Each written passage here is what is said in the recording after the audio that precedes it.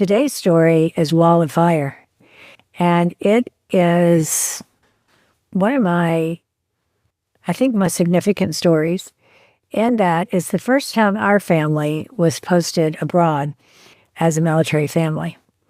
And not only were we posted abroad, but we were posted to Saudi Arabia. And a very different culture, of course, different language, different writing system. Everything was quite different. The most important thing is the setting in which we entered Saudi Arabia. This was 1980, and so it was during the Iran hostage crisis. Now, last video I talked about FDR and his Fireside Chats during World War II and how that calmed the country. And even though there wasn't television then, everyone gathered around the radio as a family to hear what he had to say, and it was very calming to the nation. So in this series, I want it to be a calming experience. Although this was not a calm time for us, it was the Iran hostage crisis. Began in 1979, and 52 Americans, some diplomats, some people who were stationed there, working there in the oil industry, some were working at the American embassy, but they took 52 Americans hostage at the American embassy, and they held them there for over a year. So 1980, summer of 1980, right in the midst of that crisis, and it was kind of the first huge terrorism incident that was just global, and it was all over the news. The news was saturated with terrorism and the Middle East.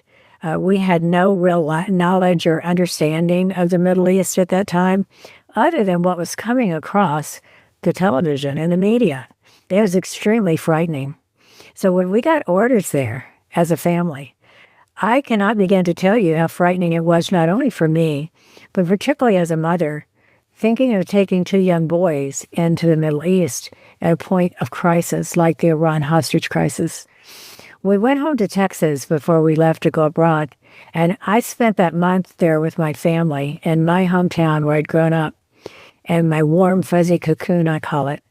And my parents just begged us not to go. Please don't take our young grandsons into that part of the world. Please don't take them into somewhere where, they really feared harm for us as a family. Unfortunately, I had the same fear. But I'll never forget, after about a month of sitting around the dinner table at night and having these discussions, and of course our boys were like 8 and 10 years old, they were hearing all these things.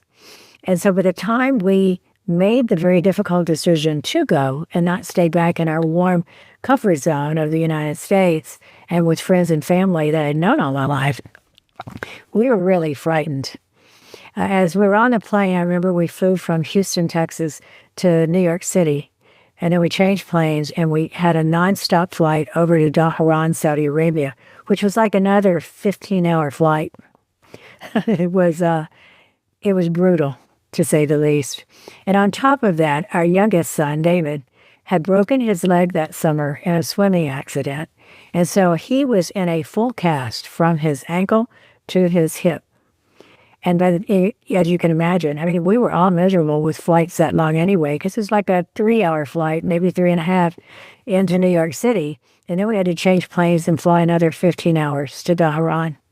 And I guarantee you, if they would have opened a window or a door on that airplane, I would have tried to jump out with no parachute just because of the stress that we were all under as we were flying across over to Saudi Arabia.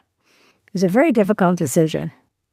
And I'll never forget the day I stepped off the plane in Saudi Arabia. I was so frightened, and our boys were frightened, although they did not express that in words, but their eyes showed it. The plane stopped short of the terminal, and when they opened the door for us to deplane, it was out on the tarmac. And this was in the summer, so it was very, very hot.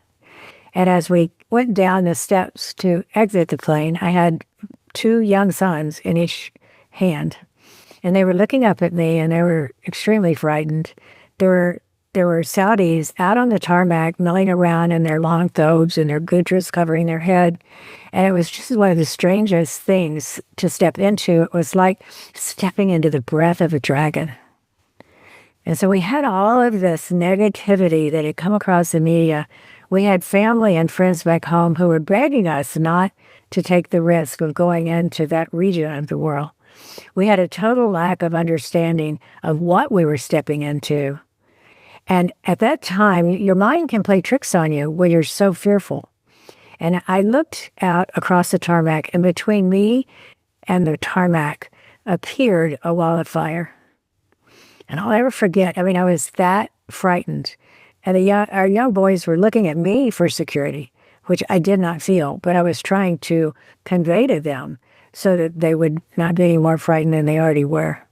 But it was like, are we going to be okay here, Mom? I really didn't know. But I remember going through a thought process that was the turning point. It was the tipping point of being a military wife for me.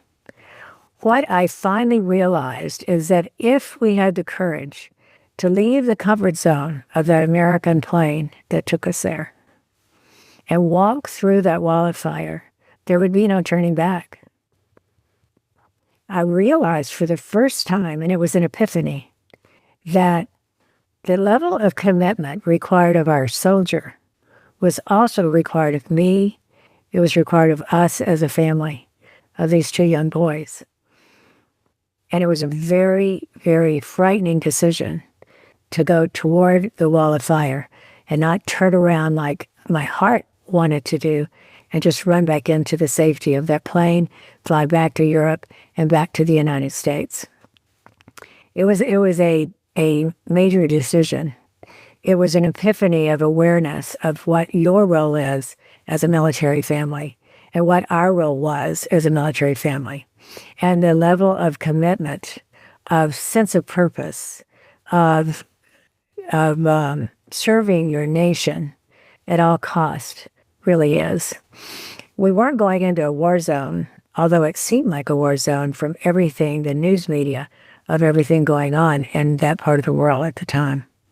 And so today my lesson is had we not chosen to walk through that wall of fire, we experienced things there that prompted us to grow and to learn and to do things that we would have never dreamed of doing had we gone back into safety.